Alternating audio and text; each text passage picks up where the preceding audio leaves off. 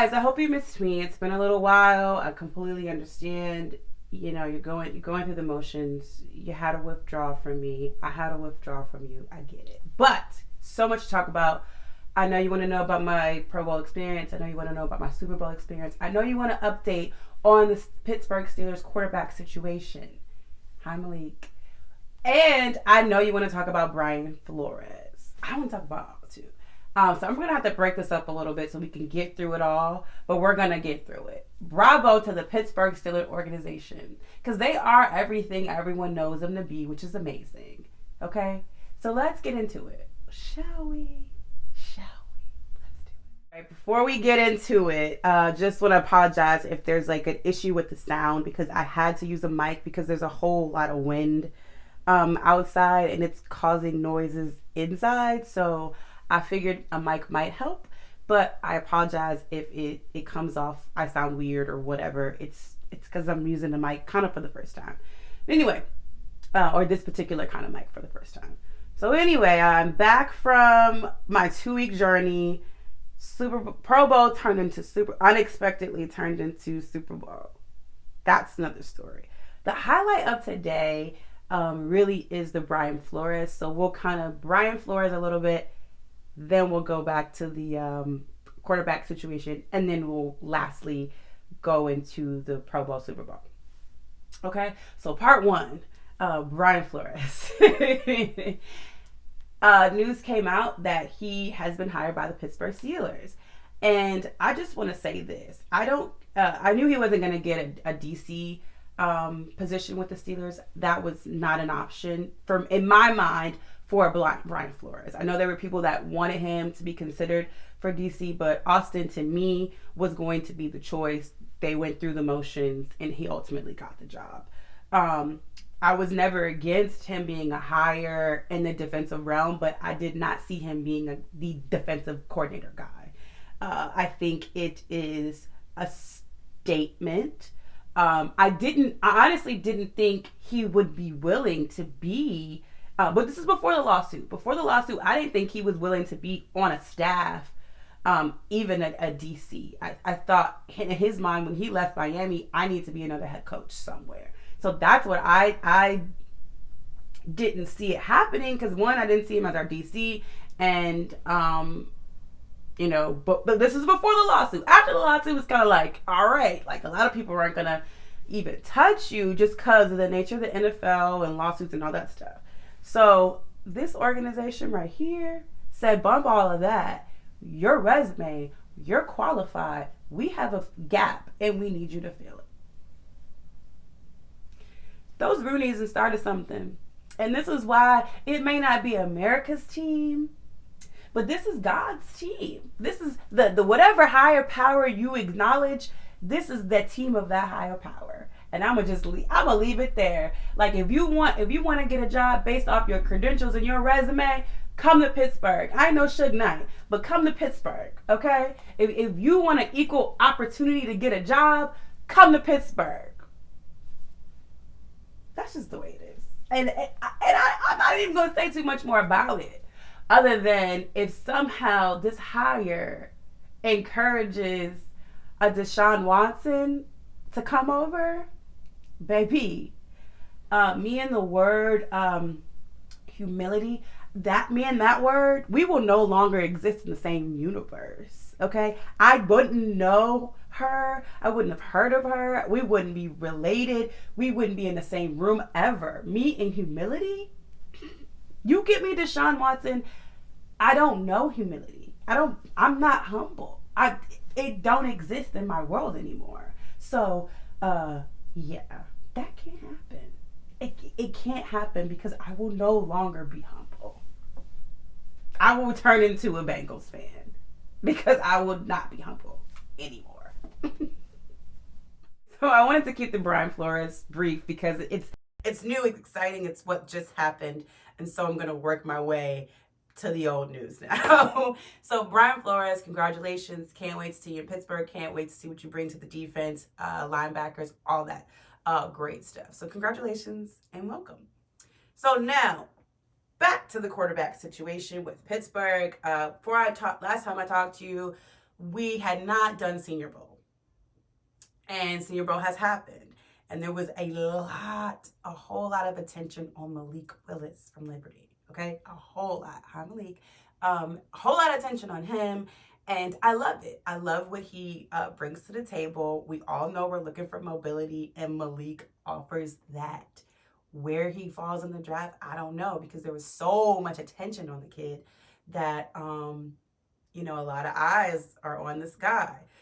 We're at 20. Are we trading up? Are we waiting it out? What are we going to do? Everyone's still worried about Kenny Pickett. And every week, somebody, I mean, the daggone 49ers are pretty much trying to put Jimmy Garoppolo in a whatever the finest gift wrapping paper and bow they can put on him, dress him up so nicely that we won't notice any scratches, bumps, bruises, or, you know, any inklings that he might be trash.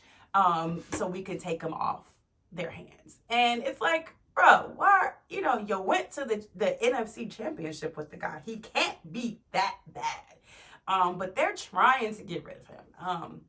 So who are the other names? I mean, I promise you, every day it's another quarterback. There was Carson Wentz was yesterday. Jameis Winston was the day before. I tell you, man, they just throwing quarterbacks in Pittsburgh left and right. And yeah, I really don't know. So it's still too early for me to make a decision. But I'm telling you, Brian, if any of that Deshaun Watson influence comes over, I'm with it. You know, Deshaun is that's my perfect pick quarterback in a perfect world. That's what I would want. But looking at Malik, really like his skill set, really like what he brings to the table. And it fits the direction that Coach Tomlin talks about a lot. And you even heard Mr. Rooney talk about it. So it fits that. So if Malik is not available, Kenny is. I think Kenny would definitely be one of those answers to the problem. And if we had to pick up anybody in free agency,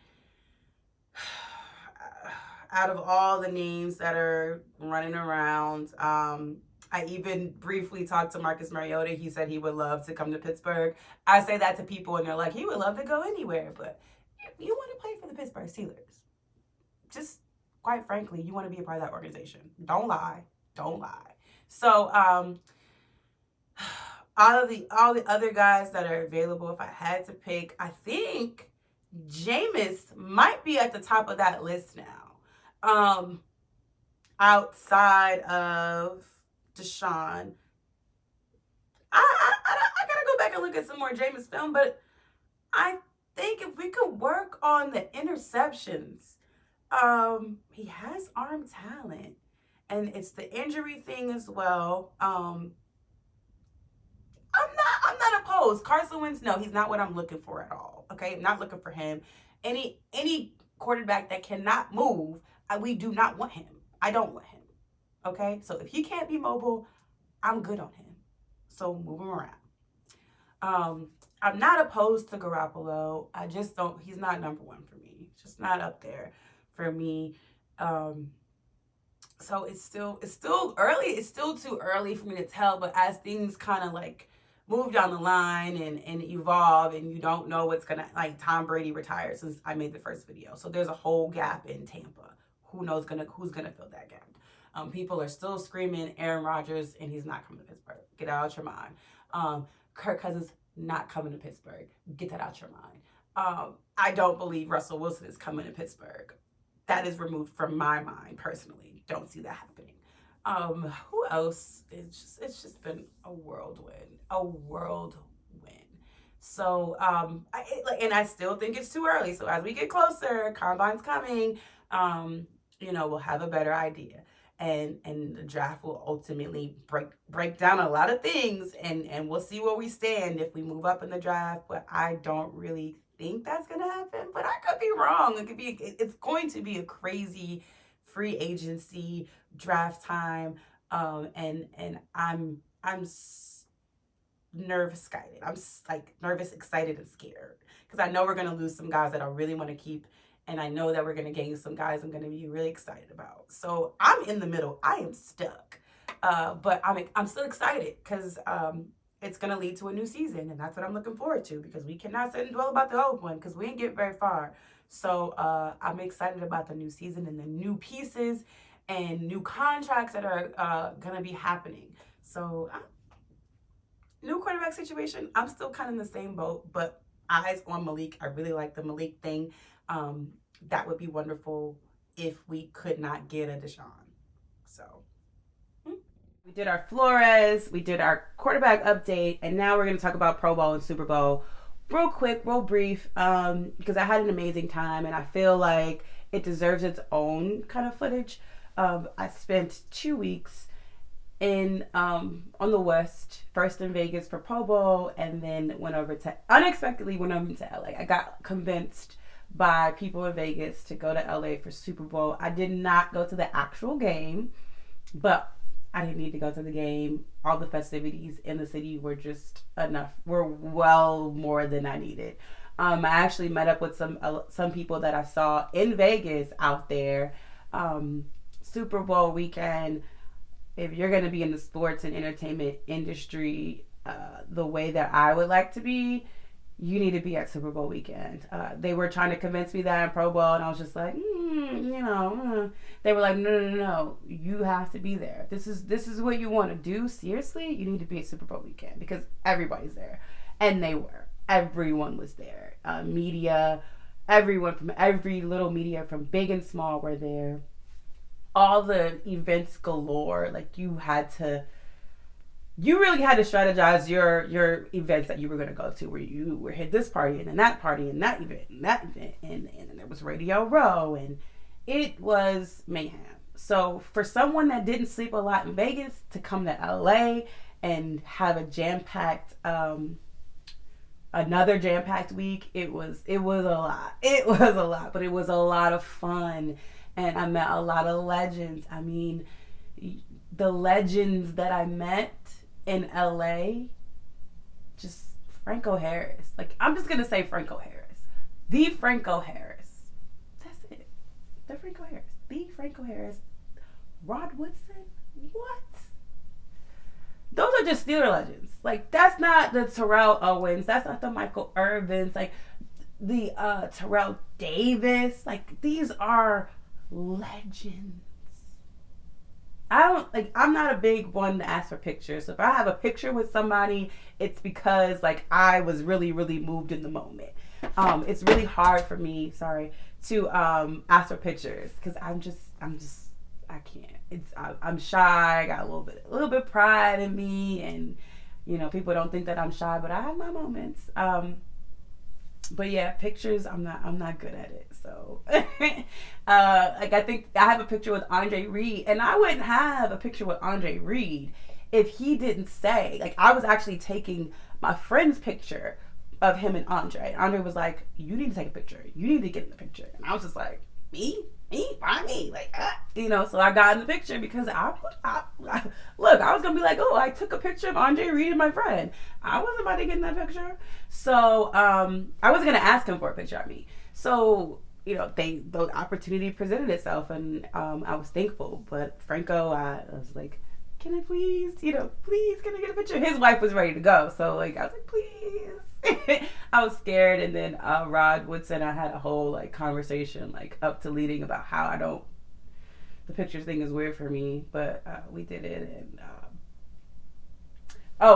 Ryan and Joe Hayden, that one was, that actually was for my dad. So a lot of these pictures are from my father. So I kind of just chalk it up and, I want to give something to him. So, I did ask them to take a picture for my dad, and there actually been a legendary photo because it's Ryan Shazier and Joe Hayden.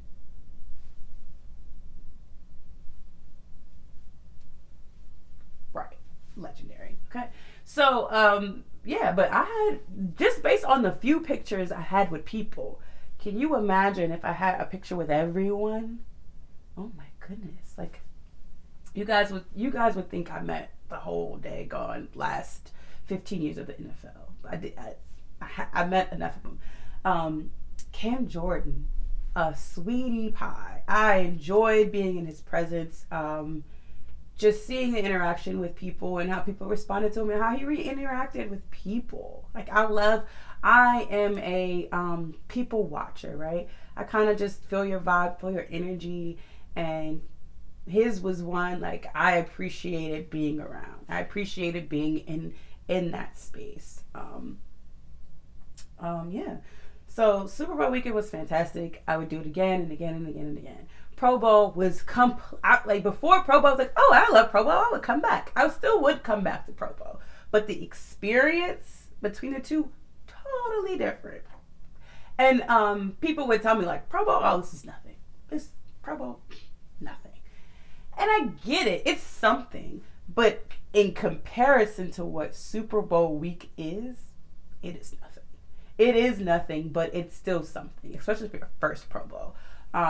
And it was actually Najee's first Pro Bowl, so that was exciting to see. See that for him and DJ, and especially the Steelers guys. Like, I was happy to see TJ and Cam and all those too. So it was great. It was great to be there. I was sad because I felt like Minkah Fitzpatrick was missing, and he should have been there. But it was still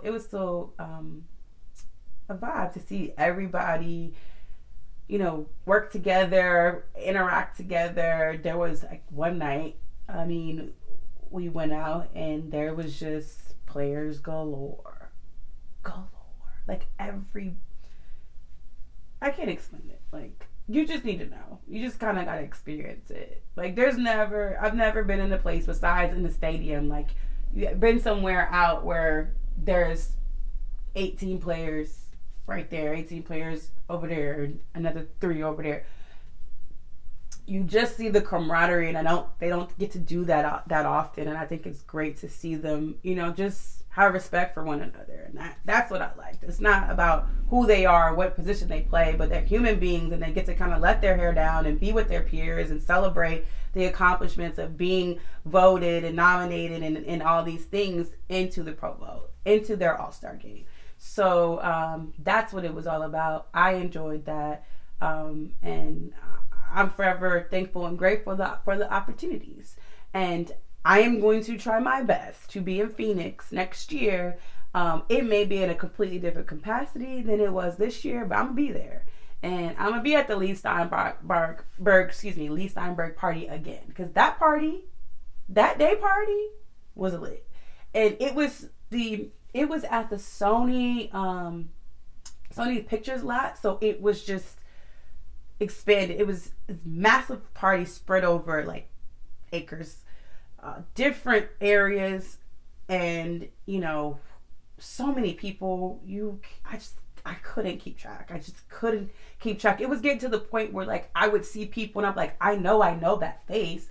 Who is it? I can't freaking. Who is it? And I found myself asking people, like, who is that? Because I know his face. I remember I was, like, right next to Bobby Wagner, and I could not figure out who he was. I was like, I know this guy. I'm like, man, I know this guy. And I cannot ask him, who are you? Like, who is he? So I'm like, yo, who is he? It's like, that's Bobby Wagner. I'm like, man, I knew it. And my Rolodex was just not working. So if you don't know your people, just act like you don't know them at all, because you embarrass yourself trying to figure it out sometimes. But yeah, it was fun. I had a good time. I recommend anyone that has any type of connection to go experience it. You don't gotta go to the game. The game, to me, is for people that can afford to be there. If it's your team, it's your team. If it ain't your team, and if you don't have a connect, it's really like a socially status-y type game for me. You got people that spend a lot of money, a lot of celebrities. It's a thing for them to go. For me, I didn't see the need to spend thousands of dollars on a ticket for a team that wasn't mine. When you can have that experience outside the state. If you get a chance, go to the Super Bowl. Make sure you experience it. I know it's been a while. I apologize. Like I said, I spent 2 weeks on the West Coast, so it was really hard to kind of give you guys what I wanted to give you. But I had so much information to deliver. I'm sorry the video was a little bit longer than normal. But, we'll try to get back in the groove this week. So if you happen to be on Twitter, come join us on Sports and Coffee. We do about 2 hours Monday through Friday, 9 a.m. to 11 a.m. Eastern. I'm working really hard on getting guests, so you'll be able to talk and interview guests on Sports and Coffee. So we talk about all sports, not just football. We've had some really, really intense basketball discussions lately. So everything sports, you can find me on DLove Sports on Twitter. I would love to see you and have you there. All right, you guys have a great week. I will talk to you soon.